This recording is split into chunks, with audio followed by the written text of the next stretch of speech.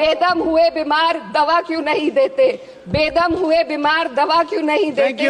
तुम अच्छे मसीहा हो, शिफा क्यों नहीं देते? मिट जाएगी मखलूक तो इंसाफ करोगे, मुंसिफ हो तो हश्र उठा क्यों नहीं देते? ये बजट को देखकर महसूस होता है कि ये भविष्य के निर्माण से ज्यादा हेडलाइन बटोरने का एक दस्तावेज है। Government is proudly marketing the income tax exemption of 12 lakhs, but the question is how many Indians even earn that much to benefit from it? नई नौकरियों की बात तो छोड़िए, जो पहले से थी वो भी खत्म होती जा रही हैं। स्किल डेवलपमेंट प्रोग्राम के नाम पर करोड़ों खर्च किए जा रहे हैं, मगर सवाल ये है कि ट्रेनिंग लेने के बाद कितने नौजवानों को असल में नौकरी मिल रही है। धन्यवाद सभापति महोदय। आज मैं यूनियन बजट 25-26 पर अपनी बात रखने के लिए खड़ी हूँ। भारत के संविधान के आर्टिकल 38 भारत को एक वेलफेयर स्टेट के तौर पर पेश करता है और सरकार की जिम्मेदारी है कि बजट और उससे जुड़ी वेलफेयर स्कीम्स के जरिए इन आर्टिकल्स को हकीकत में लाया जाए। इसलिए यूनियन बजट सिर्फ एक आंकड़ों की किताब नहीं, बल्कि सरकार की प्राथमिकता और वेलफेयर स्टेट के संविधान से जुड़ी वफादारी का आईना है।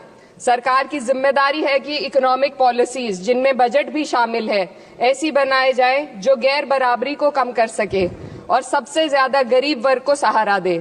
बजट वो लाइफलाइन है जिससे शिक्षा, स्वास्थ्य, पेयजल, सोशल सिक्योरिटी, SC/ST माइनॉरिटी, गरीबों की भलाई के लिए स्कीमें चलाई जाती है।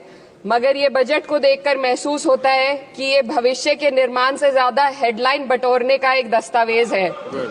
इससे सबसे ज्यादा प्रभावित होने वाली वही लोग पीछे छूट रहे हैं जिन्हें सरकार के सहारे की सबसे ज्यादा जरूरत थी। वो किसान जो बढ़ती लागत से परेशान हैं, वो नौजवान जो बेरोजगारी का सामना कर रहे हैं, और वो औरतें जो निजामती रुकावटों से जूझ रही हैं, और वो गरीब जो महंगाई के बोझ के तले दबे हुए हैं। This government is proudly marketing the income tax exemption of 12 lakhs.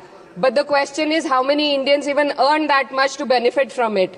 Only 2.2% of Indian population pays direct taxes, whereas no relief has been given in regards to indirect taxes, the burden of which falls on everyone, especially the poor and weaker section of the society. This clearly shows that this is not an inclusive budget. GST की ऊंची दरों ने आम आदमी की कमर तोड़ दी है। जरूरत इस बात की है कि खाद्य सामग्री, दवा, स्कूल की किताबें और जरूरत की चीजों पर टैक्स कम किया जाए। पेट्रोल डीजल पर टैक्स कम करने की कोई कोशिश नहीं हुई, जिसका सीधा असर हर नागरिक पर पड़ता है। आर्टिकल 41 कहता है कि सरकार को ये कोशिश करनी चाहिए कि वो अपनी इकोनॉमिक हालात और रिसोर्सेज के हिसाब से लोगों को रोजगार दे। इस बजट ने बेरोजगारी दूर करने की दिशा में कोई ठोस उपाय नहीं दिया है। नई नौकरियों की बात तो छोड़िए, जो पहले से थी वो भी खत्म होती जा रही हैं। स्किल डेवलपमेंट प्रोग्राम के नाम पर करोड़ों खर्च किए जा रहे हैं, मगर सवाल ये है कि ट्रेनिंग लेने के बाद कितने नौजवानों को असल में नौकरी मिल रही है। सरकार के पास इसका भी कोई आंकड़ा नहीं है। सरकारी विभागों में लाखों पद खाली हैं, मगर भर्ती का कोई प्लान नहीं है। आर्टिकल 45, जिसके द्वारा सरकार की जिम्मेदारी है कि हर बच्चे को 6 साल की उम्र तक फ्री और जरूरी तालीम मिले ताकि उनका बुनियादी तालीमी डेवलपमेंट सही से हो सके, जिसको संसद ने शिक्षा का अधिकार अधिनियम बनाकर और भी मजबूती दी थी, परंतु इसकी जमीनी हालत क्या है वो किसी से छुपी नहीं है। नगरीय क्षेत्रों में सरकारी स्कूलों में शिक्षक न होने की वजह से स्कूल बंद हो रहे हैं तथा दूरस्थ ग्रामीण क्षेत्र के स्कूलों में टीचर ही नहीं पहुंच पा रहे हैं। सरकार कह रही है कि डिजिटल इंडिया और AI से तालीम का इंतजाम होगा, मगर जरा जमीन पर देखिए, उत्तर प्रदेश में सिर्फ 22% सरकारी स्कूलों में कंप्यूटर है। मेरे संसदीय क्षेत्र कैराना में कई सरकारी स्कूल शिक्षक न होने की वजह से बंद हैं और मदरसा एजुकेशन के बजट में 57% की कटौती कर दी गई है। क्या यही सबका साथ सबका विकास है? इसी तर्ज पर अस्पताल हैं जहां पर डॉक्टर नहीं है। आर्टिकल 47 अच्छी सेहत और जिंदगी के स्टैंडर्ड को बेहतर बनाने की आवश्यकता पर जोर देता है। राज्य की जिम्मेदारी है कि लोगों की सेहत और उनके वेलबींग को बेहतर करने के लिए जरूरी कदम उठाए, लेकिन हकीकत यह है कि इस बजट का सिर्फ 2% ही आम जनता तक पहुंच पाता है। शामली जिले में 84 डॉक्टर की पोस्ट स्वीकृत है, मगर सिर्फ 29 डॉक्टर काम कर रहे हैं और गायनोकोलॉजिस्ट मात्र 1 है। दवाइयों की कीमतें बढ़ती जा रही हैं, मगर गरीबों के लिए कोई राहत नहीं है।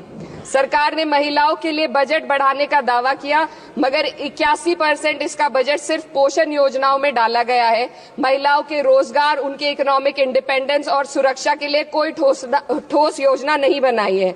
बेटी बचाओ बेटी पढ़ाओ का बजट घटा दिया गया, जिससे साफ है कि ये सिर्फ नारेबाजी थी और कुछ नहीं। किसानों की बदहाली हम सबके सामने है, लगातार चलती आ रही है। 2016 में कहा गया था कि 2022 तक किसानों की आमदनी दोगुनी होगी, मगर 2025 आ गया और एमएसपी पर कोई ठोस गारंटी आज भी दी नहीं गई है।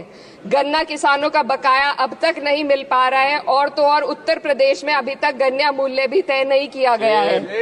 डीएपी, यूरिया और खाद की कमी से परेशान किसान आज भी सड़क पर प्रदर्शन कर रहे हैं। मजदूरों के लिए जो सबसे बड़ी योजना मनरेगा थी, सरकार कहती है कि मनरेगा ग्रामीण भारत की रीढ़ है, मगर बजट में कोई भी बढ़ोतरी नहीं मिलना बहुत शर्मसार है। औसतन 44 दिन का ही रोजगार मिल रहा है, जबकि स्कीम 100 दिन की गारंटी की होती है।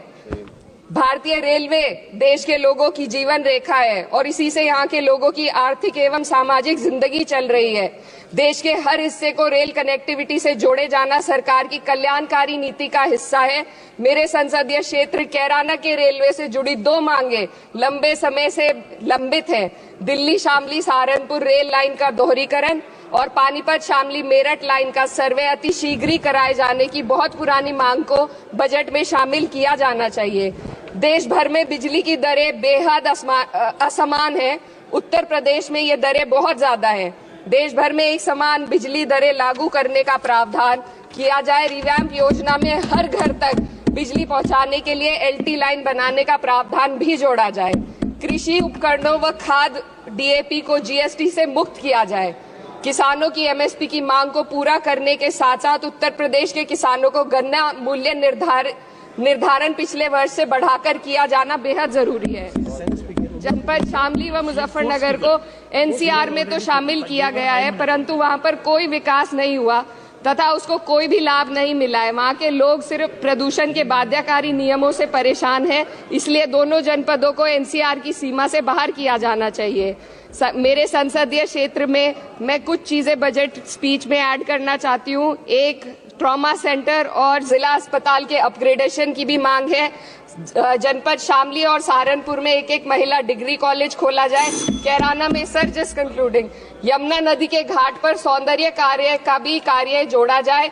जनपद शामली में टेक्सटाइल पार्क की स्थापना की जाए और जो संसद निधि है, सांसदों को केवल 5 करोड़ रुपए दिए जाते हैं और एमएलए, उत्तर प्रदेश के एमएलए को भी 5 करोड़ दिए जाते हैं। हमारी मांग है या तो इसे बढ़ाकर 25 करोड़ किया जाए या फिर सिरे से खारिज किया जाए। Sir just one The union budget was an opportunity to address the pressing. Sir, just 1 minute. Please, 2 more speakers are in your party.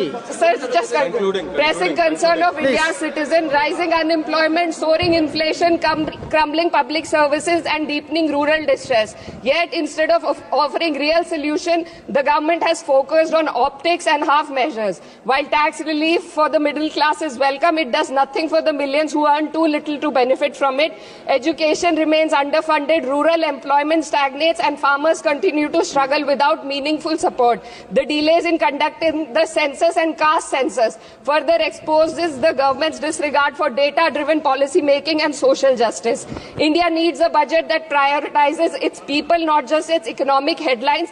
A budget that invests in human capital, strengthens social security and ensures dignity and stability for all. But what we have instead is another missed opportunity, one that fails the poor, the youth, the farmers and the women of this country. Budget प्रस्ताव पर अपने विरोध को मैं 2 पंक्तियों में आपके सामने रखना चाहूंगी।